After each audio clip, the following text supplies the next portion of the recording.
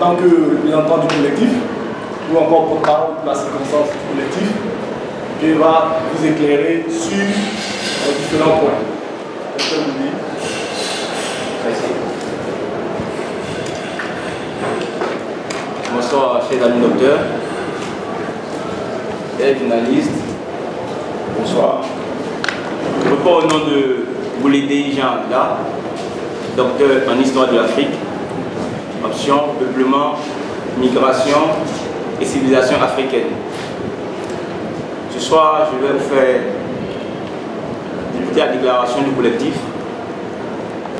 Le mercredi 3 novembre 2021, le collectif des docteurs de Côte d'Ivoire a organisé une marche au plateau dans le but d'aller remettre à son excellence Dr Alassane Dramane Ouattara un courrier dans lequel il y a les doléances des docteurs non déclarés de Côte d'Ivoire en vue d'obtenir de sa part un décret exceptionnel pour leur intégration. Cette marche pacifique fut dispersée par la police et les manifestants ont été pourchassés, brutalisés, arrêtés, puis relâchés dans la soirée. Le même jour, le comité final du gouvernement a informé le comité national et international de la tenue d'une rencontre entre le ministre de l'Enseignement supérieur et le collectif des détenus de Côte d'Ivoire. Dans ce sens, et par profond respect et considération du président de la Côte d'Ivoire et du gouvernement, M. Patrick Hachi, et pour montrer sa volonté d'ouverture au dialogue, le collectif des docteurs s'est rendu à la petite rencontre prévue se tenir au sein de l'université de Cody. Cette rencontre a été délocalisée dans la journée du vendredi pour des raisons inconnues par le ministre de l'Enseignement supérieur à son cabinet, causant ainsi un énorme désagrément aux centaines de docteurs mobilisés sur le campus pour le rendez-vous. Ainsi, le collectif a donné une délégation de 15 personnes pour se rendre au cabinet du ministre. Dans son exposé liminaire, le Soro Mamadou, conseil technique du ministre Diawara, a informé le collectif et la presse que la dite rencontre marquant l'effectivité des négociations se déroulera en deux phases. Une phase officielle et protocolaire en présence de la presse et une phase clinique entre le ministre et le collectif loin des caméras. Dans l'esprit de cette matrice, Dr Dali Olivier, porte-parole du collectif, ce jour, a ébauché de manière laconique les graves irrégularités et le manque de transparence autour du recrutement des assistants avant l'énoncé de la présidente de l'Alliance du mouvement des docteurs non recrutés, à savoir la prise d'un décret spécial par le président de la Côte d'Ivoire pour l'intégration des 3000 docteurs à la fonction publique.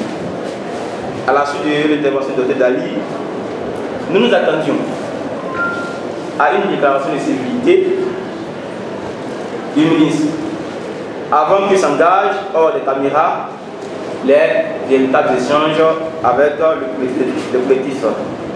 Malheureusement, nous avons assisté à un monologue, oui, nous disons bien un monologue qui a duré plus d'une heure, suite auquel le ministre a unilatéralement du moins, mis fin à la rencontre après avoir fait les 5 propositions suivantes.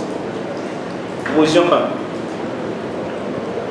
1. La proposition écrite, suivie d'une épreuve orale comme nouvelle méthode de recrutement des assistants.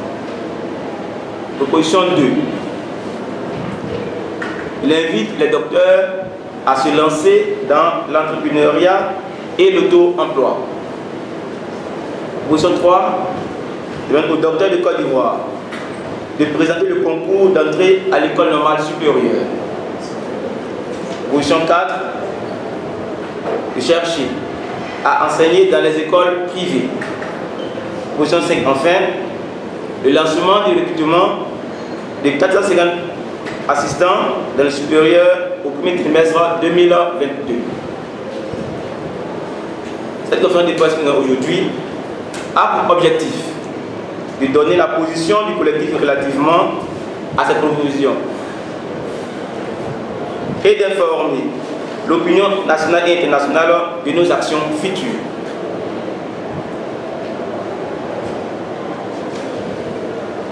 Remarque du collectif sur les propositions de M.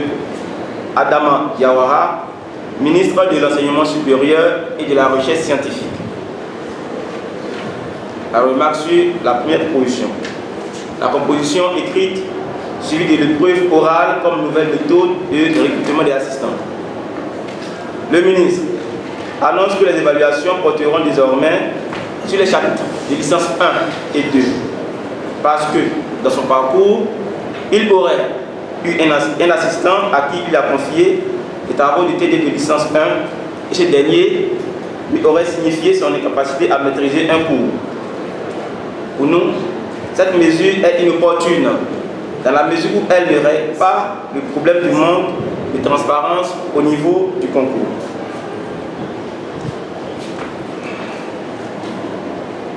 Deuxième proposition, s'engager dans l'entrepreneuriat ou l'auto-emploi.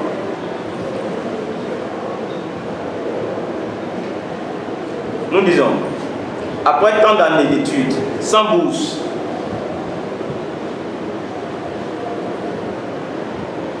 pour la plupart, l'État est-il prêt aujourd'hui à accorder 80 millions par docteur qui le désire pour s'installer à son propre compte? Sinon que notre ministre, M. Diawara, qui en plus de percevoir son salaire de ministre, perçoit aussi celui d'enseigner à l'université, avec tous les avantages afférents, pourrait donner le meilleur exemple en démissionnant pour s'installer à son propre compte, puisque le taux-emploi est la voie idéale. Donc, au docteur de prêter le fonds de l'ENS, notre position.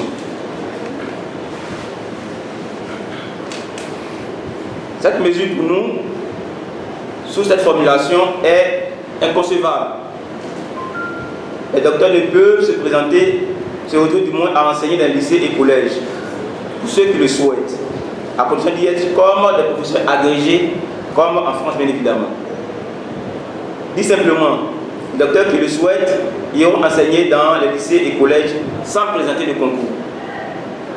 Ils auront les mêmes traitements comme les assistants et auront un emploi du temps plus fluide, comme en France, pour produire des articles qui non seulement contribueront à l'amélioration du système éducatif ivoirien, mais aussi conforteront leur production personnelle. Troisième point, enseigner dans les écoles privées.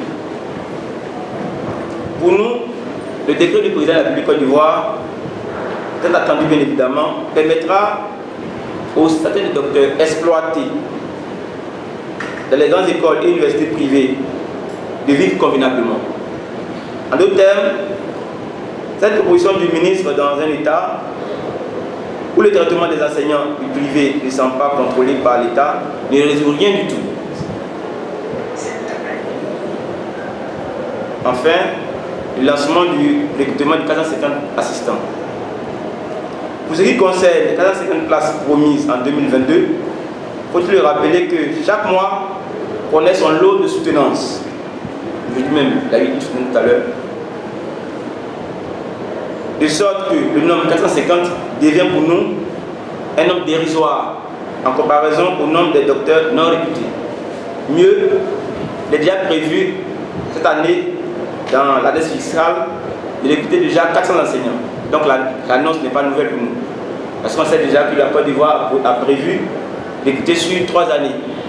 2021, 400, 2021, 425, 2021, 400, 2022, 425 et 2023, 435. Donc l'information n'est pas nouvelle pour nous. Justification de la nécessité de la prise d'un décret spécial. Que faire des 3000 docteurs du moins après leur intégration à la fonction publique? Pour nous, seule la prise d'un décret spécial posera un cadre de discussion quant à son application. Et donc, quelques propositions. Sur les 3000 docteurs, que 2000 soient réputés comme des enseignants supérieurs. Dans les questions, on va expliquer pourquoi. Que 500 soient intégrés dans les cabinets ministériels, l'institution et représentation diplomatique. Toujours nous allons expliquer avec les questions. Que 500 docteurs soient insérés dans les structures étatiques et entreprises privées par le lobbying de l'État.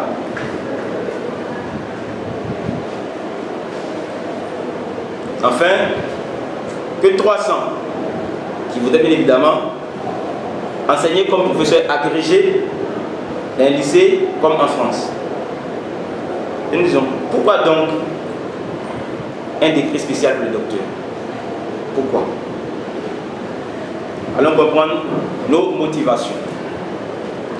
Il est incohérent de comparer le doctorat aux autres diplômes.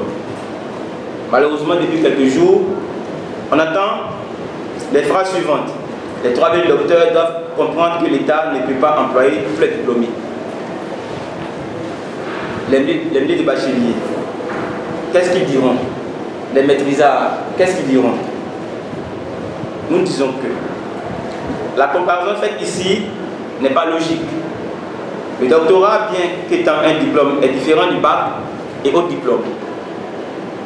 Si comparaison devait-il avoir, les protestations des docteurs chômeurs en la matière pouvaient à la limite être rapprochées à la plainte des médecins en 2007 pour être intégrés systématiquement à la fonction publique après leur formation. Ou encore celle des infirmiers, sages-femmes et assistants sociaux qui, sortis de l'INFAS ou l'INFES, réclament leur intégration directe à la fonction publique après leur diplôme de formation. C'est comme si l'État laissait pour compte des professeurs sortis de l'ENS après leur formation et l'obtention de leur CAP-CR. Lorsqu'un docteur est recruté, il ne fait pas des années de formation, ni de stage, comme le bachelier qui entre à l'école de police, le maîtrisard qui doit faire un temps de formation à l'ENA ou à l'école de magistrature. Dit simplement, dès qu'il est admis en année de thèse, de recherche, le doctorant est un étudiant titulaire du 2A ou du Master 2. Que l'État ivoirien accepte de former en investissant pour qu'il puisse enseigner et faire la recherche à sa sortie.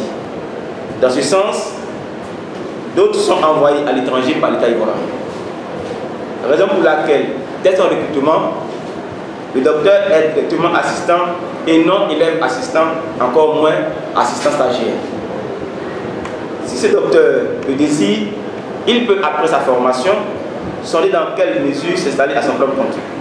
Toutefois, c'est son droit de réclamer de l'État qu'il a conditionné et investi dans cette étude de trouver des conditions de son insertion. Or, avec le BEPC, quand on est reçu au concours d'entrée à l'école de police ou au CAFOP, on n'est pas immédiatement sous-officier de police, ni instituteur adjoint. On est élève sous-officier ou élève maître. Si certains Ivoiriens, dans leur grande majorité, sont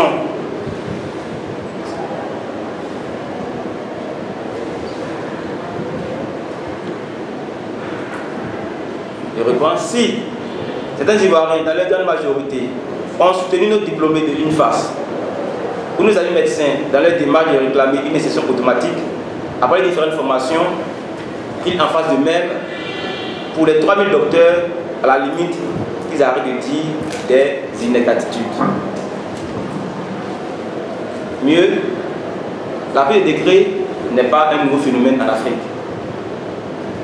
D'abord, en 2006, le gouvernement marocain a engagé 865 docteurs chômeurs dans la fonction publique. Un an plus tard, soit en août 2007, le Premier ministre marocain signe un accord de cession pour 2760 docteurs chômeurs. Ensuite, au Cameroun, en 2018, le président Paul Biya a signé un décret exceptionnel pour 2000 docteurs chômeurs à la fonction publique.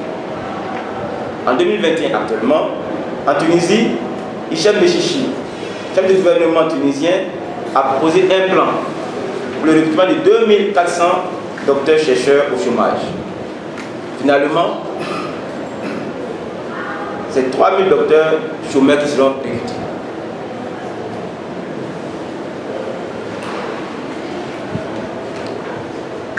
Pour nous, les premiers ministres sont une forme de diversion. Lors de la rencontre du vendredi 5 novembre, le ministre Adama Diawara a annoncé 1120 candidats, avec une justification, l'argument selon lequel le nombre de candidatures n'était pas le nombre de candidats. Cet argument est malheureusement inexact.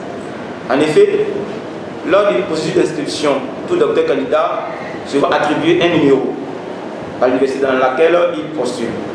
Ce numéro est appelé code structure et il varie selon chaque université. En d'autres termes, si le docteur Kone a décidé de postuler dans 3 universités, Koko Lidalwa et Korogo, il se voit attribuer 3 codes structure, donc 3 numéros distincts permettant d'identifier à chaque université. Si le docteur connaît toujours à son niveau poste à l'université publique, Bouaki par exemple, il se voit attribuer un seul code qui identifie l'université de Bouaki, donc il a un code structure. Par ailleurs, à côté de ces différents codes, le ministère attribue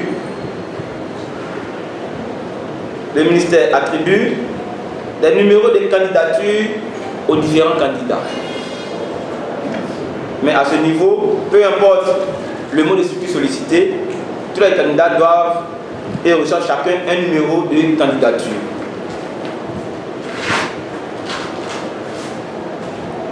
La logique de ces conditions voudrait donc que, pour la vérification de son résultat sur Internet, le docteur Kone insère chacun des 3 chiffres distincts pour voir laquelle des universités l'a retenu.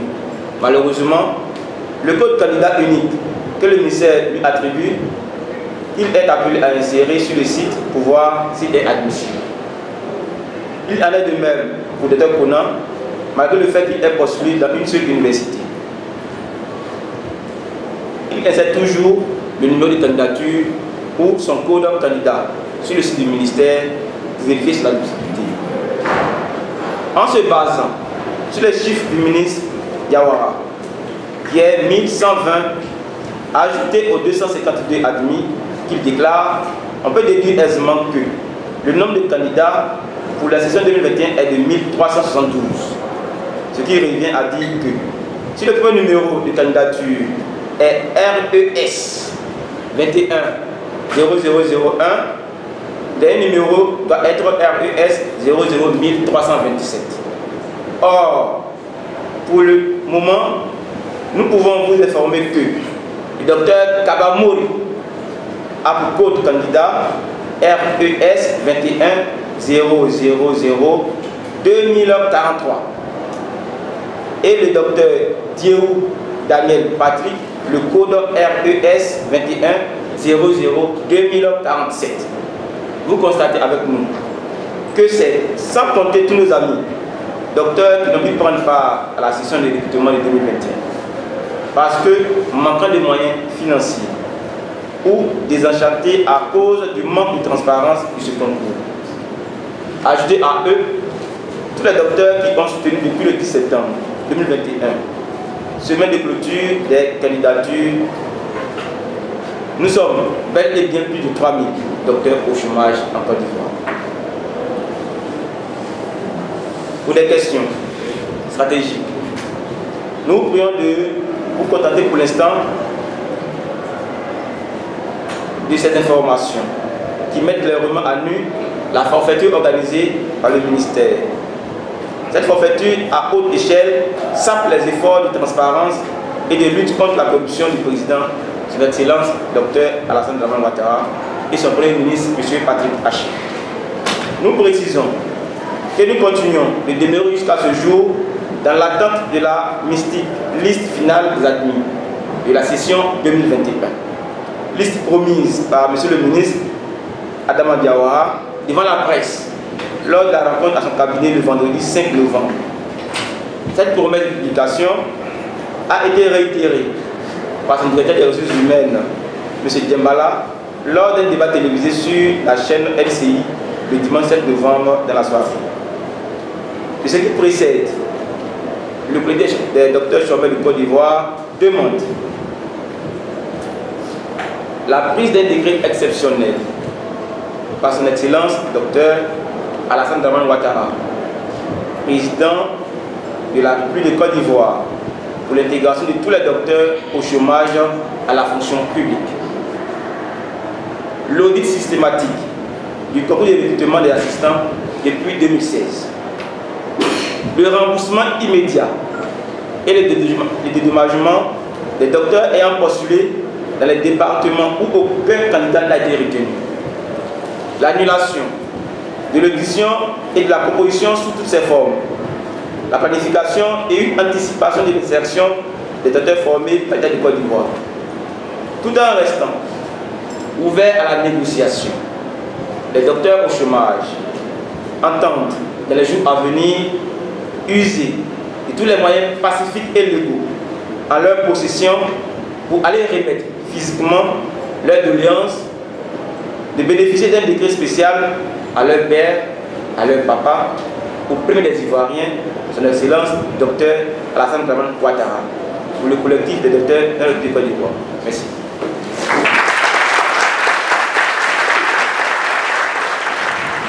Très précis.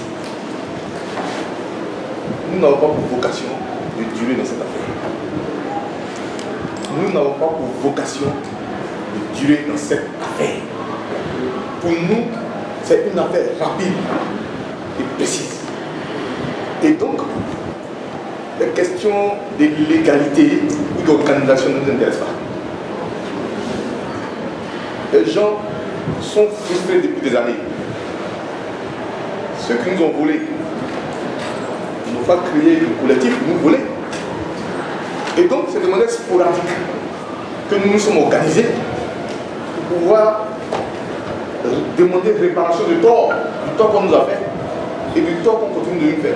Et donc, les questions de légalité, de collectivité, ça ne nous intéresse pas. Vous comprenez? Nous sommes là, les camarades bien voulus que quelques personnes prennent la parole de temps à autre pour exposer la situation. Et donc, nous, où on faut aller à la préfecture pour prendre des documents, on n'est pas intéressé par ça. Et le ministre est au courant, ça ne nous intéresse pas. Parce que le fait, c'est reconnaître officiellement nos statuts. Nous sommes victimes d'un tort. On se met ensemble rapidement pour sortir de ce tort. Donc on ne peut pas nous demander d'aller faire des documents. Donc on n'a pas de documents à faire. Nous sommes plus de 3000 docteurs au chômage. Parce que la question même, donc, est-ce que les gains des chiffres, tout ça, je pense que tout à l'heure, on va répondre, mais on vous a donné un seul élément. Un seul élément. La question des inscriptions. Et c'est vraiment physique. C'est physique. Moi, je reprends mon cas. Moi, j'ai le numéro 1512. Moi, j'ai le numéro 1512.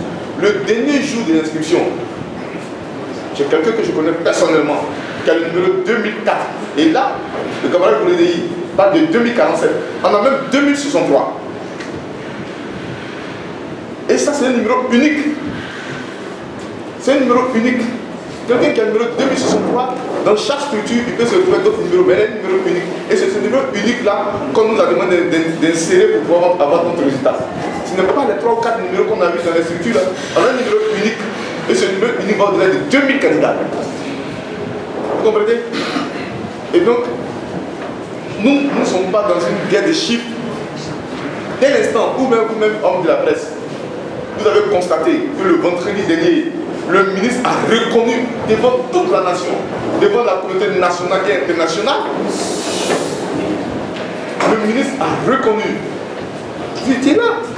Donc, dès l'instant où quelqu'un reconnaît que des docteurs sont victimes d'un vol ou d'une infraction grave, vous devez déduire en même temps que tout ce qu'il va dire là, ça pose problème.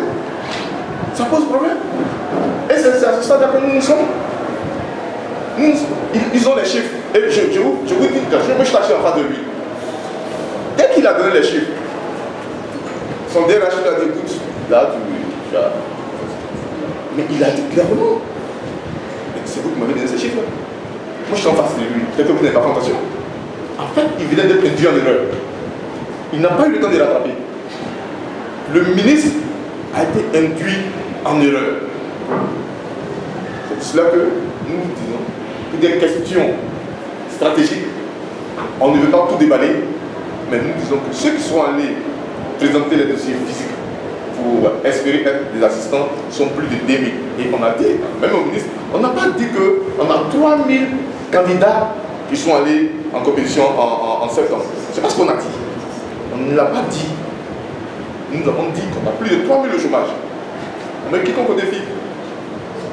Donc ce n'est pas une guerre de chiffres.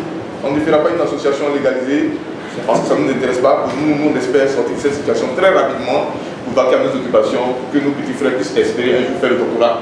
Voilà un peu la situation. Donc, cher monsieur, j'espère que je me suis fait entendre avec vous et que la question légaliste ne nous intéresse pas. Merci. Je vais répondre à la question relative à qui va rédiger le décret là, pour le soumettre au Président du Côte d'Ivoire. C'est vrai, dans les normes, c'est le ministre qui va proposer. Mais nous disons que c'est en collaboration avec, parce que c'est nous qui avons des propositions à faire au ministre. Donc c'est en collaboration que nous avons travaillé sur ce décret-là. Mais si l'accord du principe est acquis, parce que le décret il est acquis, maintenant on rentre dans le mode d'application. Et ce mode d'application, nous avons décidé. Donc nous ne sommes pas en parlant avec le ministre, ce sont les propositions que nous faisons et nous demandons simplement que ce qui soit pris et nous allons ensemble travailler dans les milieux d'application de ce décret-là. Allez vous faire constater les chiffres de 3000 par un huissier ou par un avocat. Nous savons, nous connaissons l'université ici. Il a dit 2063 déjà. Enfin, depuis, d'abord, depuis août dernier, août 2020, il y a carrément août, septembre, octobre, novembre, décembre, janvier, février. Il y a eu 7 mois de fermeture. Il n'y a pas de soutenance à propos d'ici. Et on sait la procédure nouvelle pour obtenir le diplôme pour la soutenance. Donc, parmi nous, il y a des gens qui n'ont pas découvert le dossier parce qu'ils n'ont pas eu leur diplôme. C'est un. Deux, ils savaient que ce concours de recrutement-là était une arnaque. Et ils n'ont pas voulu investir leur argent à l'intérieur. Troisième, depuis que ça a été lancé, depuis le 20 août, le quoi a été lancé, jusqu'à aujourd'hui, il y a eu des soutenances. Et au dehors de la Côte d'Ivoire, à l'étranger, encore nos amis qui sont là-bas, qui ont soutenu, qui ne sont pas venus. Ils ont compris que venir ici investir leur argent, ce serait se faire gruger. Nous savons que nous sommes plus de 3000. Et travailler à avoir les chiffres exacts, nous les avons. Nous sommes des scientifiques. On ne peut pas avancer un chiffre sans avoir la problématique. Nous avons ces chiffres-là, comme nous disons, quand on aura l'occasion d'être le président, dans le débat de tout. Pour l'heure là, sachez que nous sommes plus de 3000. Mon ami et frère Bolini l'a dit tout à l'heure. Quand on vous dit que dans une négociation que le gouvernement engage, il y a deux volets.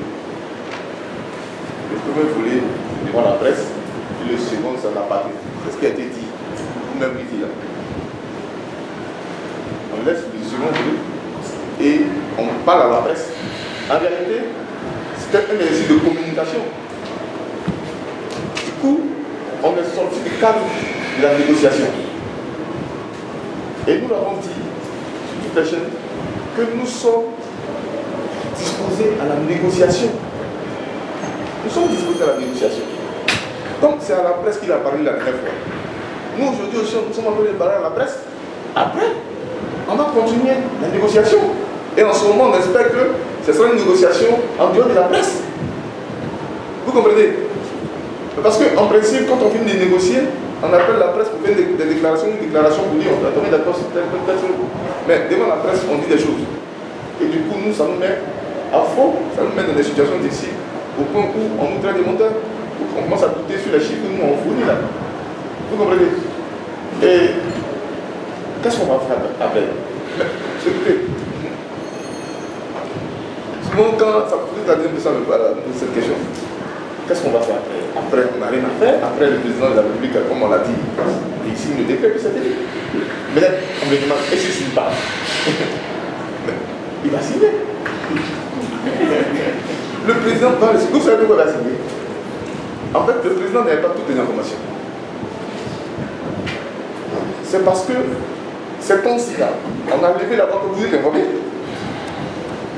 C'est une affaire qui dure. Hein? Et l'année dernière même, c'était plus grave. Mais personne n'a parlé. C'est parce que cette année, on a décidé de lever le ton pour dire trop, ça va être trop.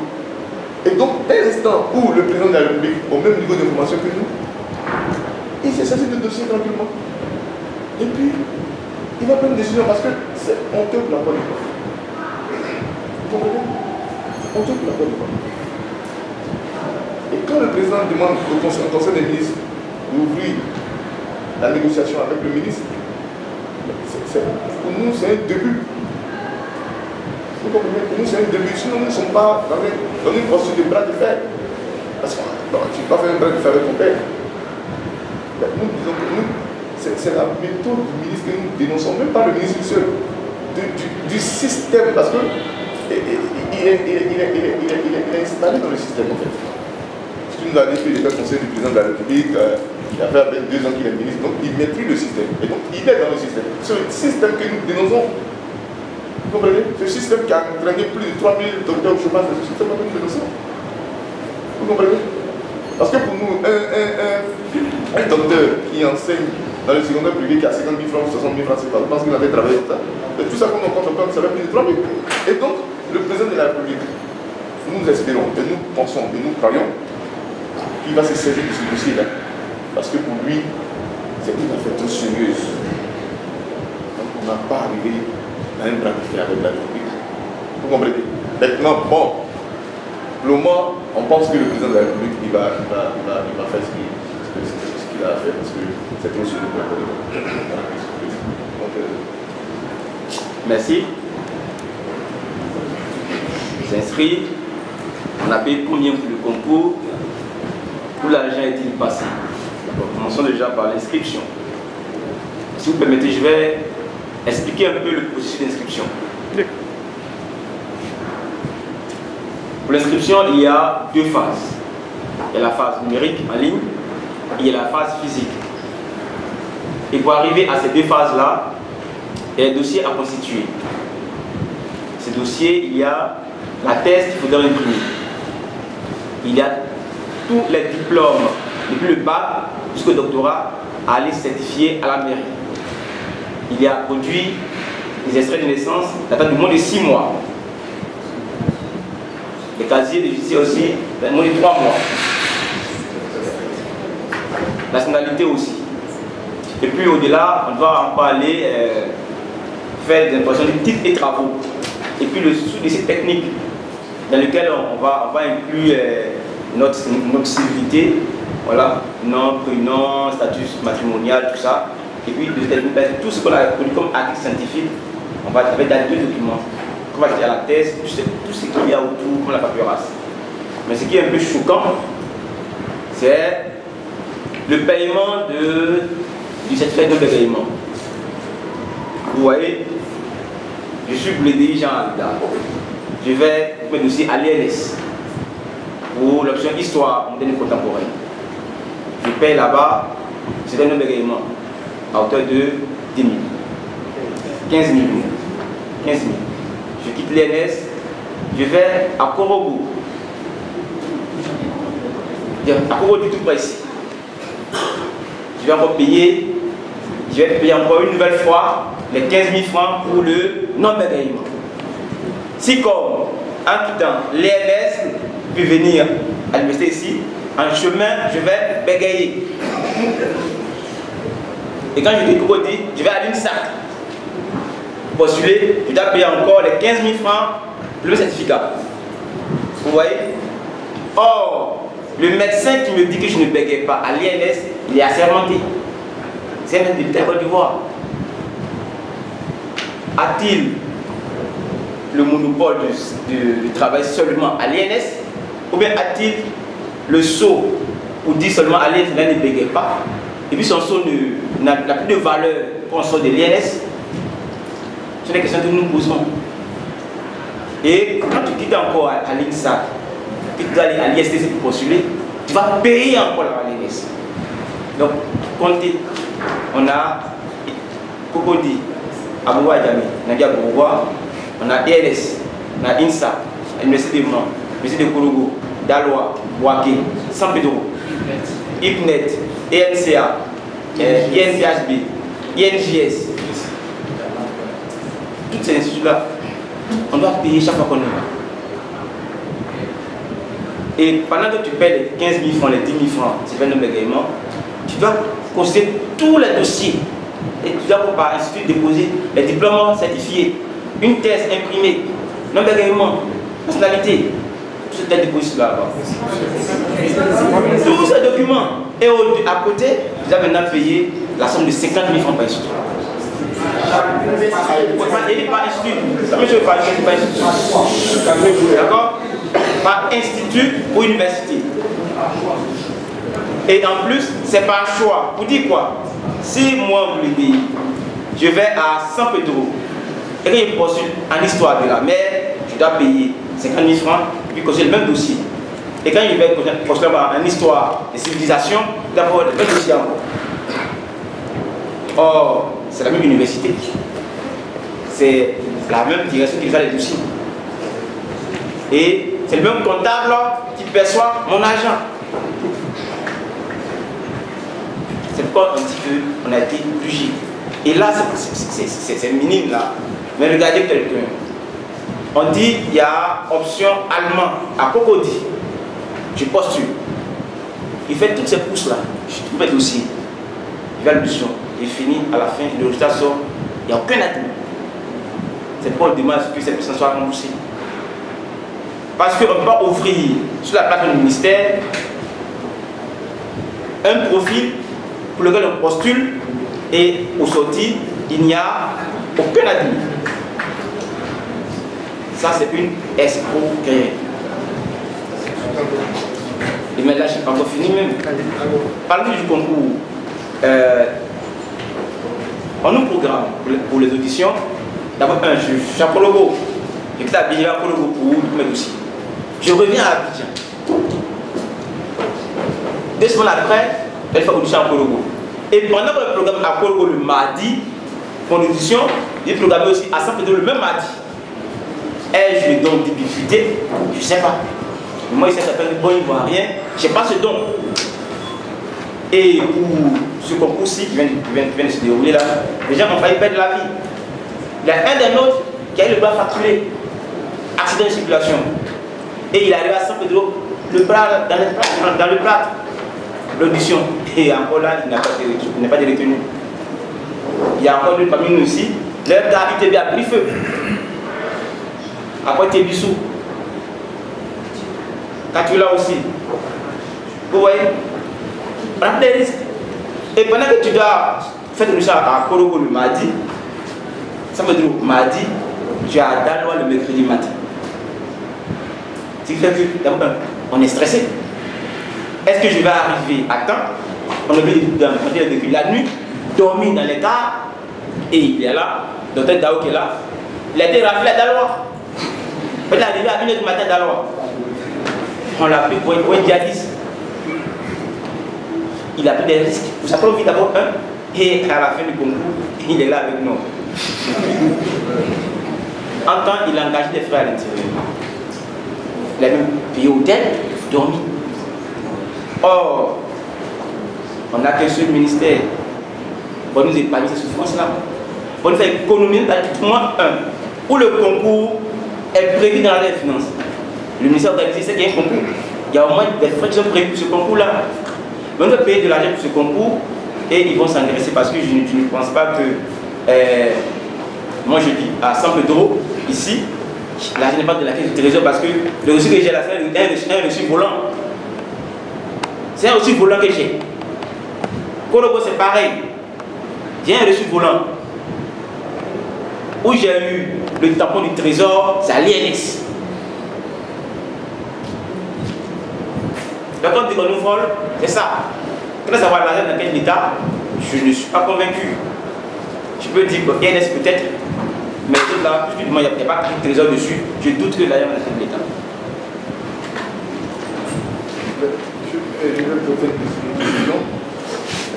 Lui-même, il est en train de douter, moi je ne peux pas de tout. Moi, je vous confirme que cet argent est en ce moment dans les poches. Couplez-le. À 100 euros. On nous a servi du café pour ceux qui étaient à 100 euros. Vous pensez que le président de l'université, les généraux pour nous servir du café? En réalité, ce sont des copains qui ont réfléchi à une affaire depuis l'an dernier. L'an dernier, ils l'ont fait, ça s'est bien passé, il n'y a pas eu de bruit. Ils se sont dit, mais ce truc-là, c'est intéressant. À 100 euros, le gars, il a eu 60 millions. Il a dit, mais 68 millions, pardon. Il a dit, mais c'est intéressant le truc. On fait, et puis ces docteurs n'y parlent pas. Et donc, allons plus loin. Et ils ont formé le ministre, il est au courant. Mais vous voyez, quand le ministre dit que il a fait confiance à des gens, il nous l'a dit. En ce moment, il reconnaît à demi-mot qu'il y a une affaire qui n'a pas suivi ça. Et c'est pour ça qu'il a, de manière possibilité, il dit, comme un bon politicien, bon, on aura une inscription unique désormais. Ah ben donc tu pouvais faire l'inscription unique et vous nous avez fait tout ce tout là. Et donc, cher monsieur, c'est pour cela que nous disons qu'on nous a volé. Ben, j'ai eu peut-être le malheur ou bien la chance d'avoir côtoyé quelques ministres. Mais je vous dis, quand ils finissent cette affaire-là, le directeur financier, le chargé du concours, ce sont des grosses enveloppes comme ça, et puis ils vont voir le ministre, ils lui disent, écoute, on a fait une bonne affaire et tout ça. En tout cas, et puis bon, ils se servent quoi. Ils veulent du champagne, ils se servent. En réalité, voilà comment ça se passe. Ce n'est pas de l'argent qui va dans le trésor ivoirien. Sinon, si c'était l'argent qui va dans le trésor ivoirien, on nous aurait demandé tranquillement de nous verser l'argent du trésor, comme ça se passe. Mais cet argent-là, c'est une affaire privée. Et pour confirmer ce que je dis, comme nous l'avons toujours dit, ce concours-là, il n'était pas un concours de 2021. C'est un recrutement de 2020. Ils avaient besoin d'un certain nombre de personnes. Mais ils sont dit, écoutez, il faut scinder. Là, on vole 2 fois. On vole 2 fois. La première tranche, on a eu peut-être 100 millions, 150 millions. Mais cette deuxième tranche-là, ils ont eu autour de 195 millions de poussières. 195 millions de poussières. Et donc, pour un seul recrutement, on le scinde en deux. Vous comprenez? Les éléments du vol sont là. Les éléments du vol sont là. Le ministre l'a reconnu. Il a même demandé, en même temps, il a demandé pardon. Parce que pour lui, ça ne va plus se reproduire. Et c'est pour tout ça que nous disons qu'on a subi un grave tort. Et donc nous sollicitons le président de la République que cette déclaration soit signée pour qu'on finisse avec ça. Chers amis docteurs, chers journalistes, amis de la presse, nous voulons vous remercier. Avant de vous remercier, nous voulons dire que ce combat que nous menons aujourd'hui, c'est vrai, il est pour nous aujourd'hui, mais il est aussi pour nos petits frères qui sont derrière. Parce que ce problème-là est dû à un peu de planification. Et nous demandons, on a dû le faire déjà, notre président de se pencher notre cas avec ce décret que nous demandons, nous puissions l'obtenir dans les plus brefs délais. Parce que nous sommes dans une situation de difficulté constante et nous savons que le président peut le faire pour nous et que ce n'est pas un fait nouveau, mais surtout c'est le seul qui peut le faire pour nous. Et nous savons qu'il est docteur. Donc il connaît les réalités qui conduisent au doctorat. Il connaît les souffrances qu'on a dit au doctorat. Il connaît les privations que l'on observe avant le doctorat. Et aujourd'hui, 3000 personnes qui ont ce diplôme-là, on se dit que docteur comme nous, un aîné, c'est un père, et il sait. Donc ce décret, il le prendra pour nous. Et nous avons foi. Merci. Monsieur le docteur Bouza Martial, actuellement, dans la salle, il n'a pas été question de restitution. Ce dont il est question, c'est l'intégration. Je veux que le président de la République prenne le décret dont il s'agit pour nous intégrer. Nous ne mettons pas dans une position de défiance. Nous ne disons pas que le ministre a volé de l'argent, il a détourné de l'argent, tel directeur a fait ci, tel autre a fait ça. Nous demandons la clémence en quelque sorte du président de se pencher sur notre cas. Parce qu'aujourd'hui, parmi nous, il y a des gens qui ont avoisiné les 50, les 45 ans, les 40 ans. Vous voyez-vous, actuellement, on n'a plus de temps. On n'a pas de temps. En fait, on a des familles à entretenir, on a des foyers à entretenir, on a le pays à entretenir. Parce que le pays nous a formés pour en retour apporter quelque chose. Et ce quelque chose sera apporté avec l'aide du président de la République. Nous ne sommes pas contestés qui que ce soit. Tout ce que nous voulons, il faut l'intervention du président. Et ce que nous avons dit, pas pour humilier le ministre, nous avons dit, parce que c'est un cri de cœur. Nous émettons un cri de cœur qui puisse intervenir avec célérité. Non seulement avec célérité, pour éponger cette situation, pour effacer cette situation. Humiliant pour les docteurs, mais surtout humiliant pour nous, le président de la République, parce que c'est humiliant pour le pays.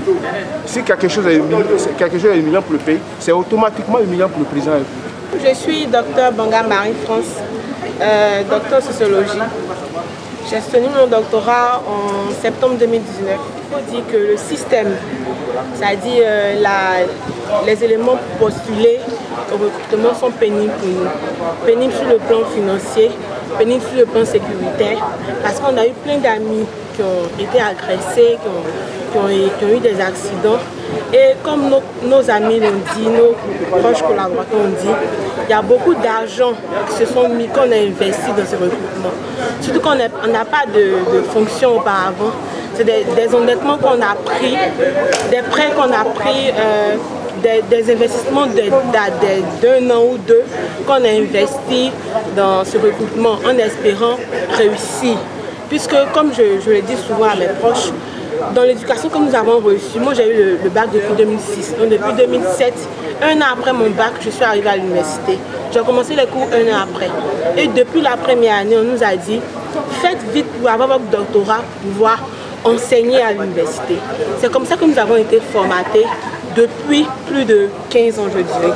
C'est ce qu'on nous a transmis comme savoir. Et on a mis tout en œuvre pour réussir à ce doctorat-là. Moi, j'ai été félicitée. Il y a eu une mention très honorable avec la félicitation du jury. Mais à quoi ça sert aujourd'hui? À encore chômer. On a fait des privations. On a perdu le temps en dehors de notre famille, d'autres amis, d'autres personnes dans mon état, d'autres femmes. En tant que femme, on n'a même pas eu le temps de faire des enfants. Aujourd'hui, on a plus de la trentaine, on a le doctorat, on n'a pas de vie sociale. La vie économique est misérable. Qu'est-ce qu'on gagne à avoir un doctorat aujourd'hui? C'est ça le gros problème pour nous, docteurs et femmes. Maintenant, au niveau des propositions qu'on peut faire au ministre et au président, je dirais que l'idéal, ce serait le décret, la signature du décret. Parce qu'elle règle un grand ensemble de problèmes. Comme j'ai entendu dire dans les échanges, la problématique aujourd'hui que nous vivons est nouvelle. Donc c'est ensemble qu'on fait des propositions. Mais nous, en tant que docteurs qui vivons la réalité de ce problème, nous pensons qu'on a les meilleures propositions à faire. Parce qu'on a fait l'expérience de checker, de se renseigner autour de nous pour voir la faisabilité de cette signature du décret. On pense que c'est quelque chose qui est possible avec la volonté de notre président. Et la demande qu'on fait aujourd'hui entre dans le cadre d'esprit de notre président. Donc ce serait possible pour notre président de signer ce décret pour nous. Je suis docteur Akole Kofi Jacques, docteur physiologie animale et nutrition. Doctorat obtenu à l'université Nangui Bourbois, qui était l'ex-université de Daouba-Diaga. Au sortir de cette conférence de presse, nous retenons que le problème des assistants non recrutés est vraiment majeur en Côte d'Ivoire. Et ce problème-là, il faut qu'on puisse se pencher là-dessus sérieusement. Et ce qu'on constate, c'est qu'on a l'impression qu'on essaie de jouer avec ce problème et ça semble être du dilatoire. Et ce que nous voulons, c'est que l'État ivoirien se penche sur le sort de ces enseignants, ces potentiels enseignants, qui sont des personnes qui sont quand même capables de pouvoir penser l'avenir du pays. Parce qu'il ne s'agit pas seulement d'un salaire, non. Nous ne parlons pas d'un salaire, mais il est question de pouvoir penser à la recherche. Parce qu'un pays, pour se développer, doit s'appuyer sur la recherche et aussi ceux qui sont à même bien, je vais dire outillés pour pouvoir booster la recherche, ce sont les enseignants-chercheurs, notamment les docteurs.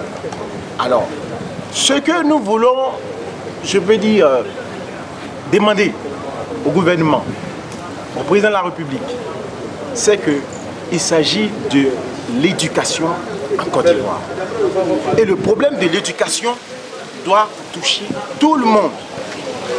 Il n'est pas une question de seulement vous dire que c'est un groupe de personnes qui n'ont pas de l'emploi. Non, mais si nous ne traitons pas ce problème dès maintenant, plus tard, quel sera l'avenir de l'université en Côte d'Ivoire? Pourquoi formons-nous des docteurs? On forme des docteurs, des intellectuels pour penser l'avenir d'une nation. Je me nomme Baki Elisabeth Ella, docteur en anthropologie. J'ai fait une spécialité en archéologie. Pour dire qu'en Côte d'Ivoire, il y a bel et bien la discipline archéologique au sein de l'université Félix Houphouët. Il faut dire que ce combat, il est noble. Ce combat, il intéresse tous ceux qui sont docteurs et qui sont docteurs chômeurs. Il faut dire pour nous, les femmes, qui aujourd'hui avons passé plus de 10 ans de formation ici au sein de cette université. Après l'obtention de notre doctorat, avec cette joie que nous avons proclamée vis-à-vis de nos familles, vis-à-vis de nos enfants, aujourd'hui, nous avons mal. Nous avons mal parce que nous regardons nos enfants, nous regardons aussi nos petits frères qui nous suivent. Si nous, la relève qui a été instruite, qui a été enseignée, n'arrive pas aujourd'hui à se positionner au niveau de la Côte d'Ivoire, c'est qu'il y a problème. Nous demandons à notre papa, à notre maman aussi, Dominique Ouattara, et qu'ensemble, ils puissent voir la situation de nous, docteurs chômeurs. Ce n'est pas de gaieté de cœur que nous venons vers vous, pleurer, voire même pleurnicher, mais c'est un cri de cœur que nous adressons afin que notre situation soit réglée et que tous ensemble nous bâtissons la Côte d'Ivoire. Je vous remercie et que les docteurs soient recrutés. Merci. Merci bien, je suis docteur Dago Marcel, docteur en géographie à l'Institut de géographie tropicale à l'université ici. Le problème aujourd'hui qui préoccupe les docteurs préoccupe aussi le monde entier.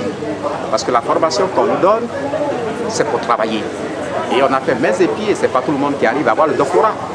On est arrivé à ce stade, mais on voit que c'est compliqué.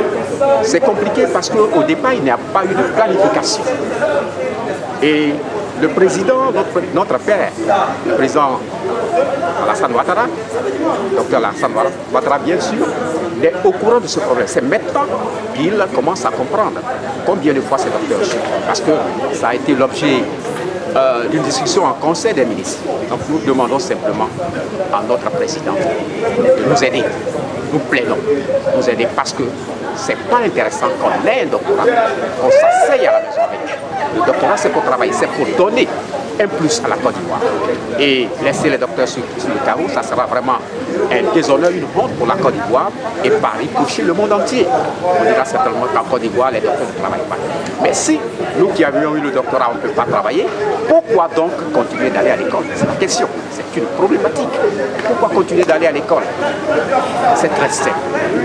Et j'y crois. Il suffit simplement que le président de la République prenne un stylo. Ça ne coûte pas cher, 100 francs, pour signer ce décret, pour nous faire plaisir.